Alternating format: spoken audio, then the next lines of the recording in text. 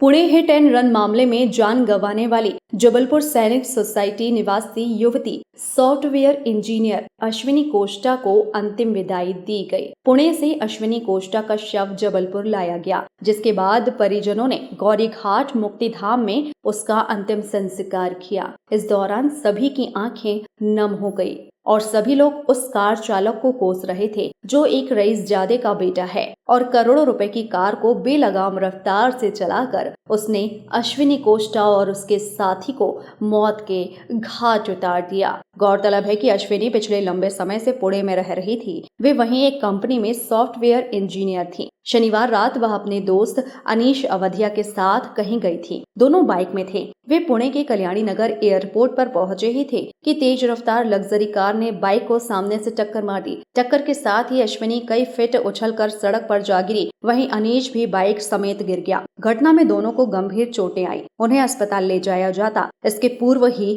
उनकी मौत हो गई। कार चालक बिल्डर का बेटा है। अश्विनी के परिजनों ने उसके खिलाफ कड़ी कार्रवाई की मांग की है। हमारे परिवार में बहुत ही दुखद घटना हो गई है। मेरी भतीजी अश्विनी पूना में जॉब करती थी और अपने कलिंगों के साथ में 6-7 लोग थे।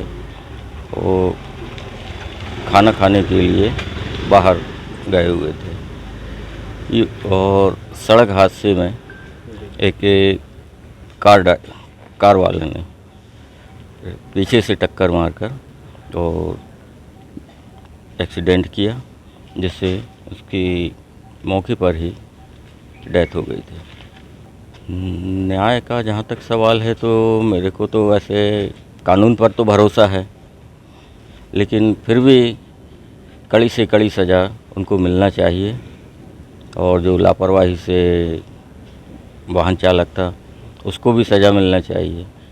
और मेरे नॉलेज में आया कि वो नाबालिग है, तो साथ में कानून तो यही कहता है कि भाई मतलब कि उनके गार्जियंस की भी ये लायबिलिटी बनती है कि उनने उसको गाड़ी, इतनी महंगी गाड़ी और इतनी स्पीड वाली गाड़ी नाबालिग बच्चे को चलाने को दी है, तो कानूनन तो सभी के ऊपर कार्रवाई होना चाहिए। निबंध लिखने की बात है, अब जज ने जो उस समय उचित समझा वो तो किया होगा, लेकिन ये कोई सज़ा नहीं होती है। ऐसे में तो हर नाबालिग बच्चे गाड़ी चलाएंगे और निबंध लिख के छूट जाएंगे। इसलिए मेरा तो यही है कि पूरे समाज में ये मैसेज फैले कि नाबालिग बच्चों को गार्जियंस गाड़ी ही चलाने ना दें, जिससे अन्य बच्चों के इस प्रकार की दुखद घटना ना हो पाए। इस मामले में उनको कोर्ट में पेश किया जाएगा और मेरा तो न्यायालय से यही आग्रह है कि उसको कड़ी से कड़ी सज़ा, जो भी न्याय संगत है।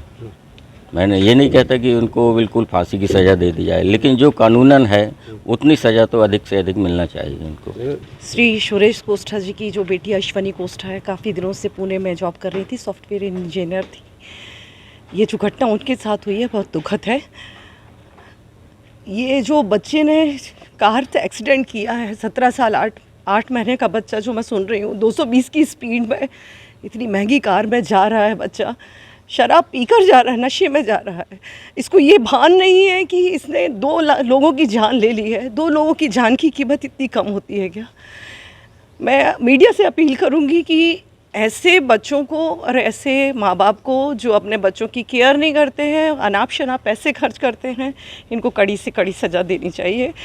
इस बच्ची के साथ न्याय होना चाहिए। इस बच्ची के परिवार को तभी शांति मिलेगी, इनकी आत्मा को तभी शांति मिलेगी जब उसके साथ न्याय होगा।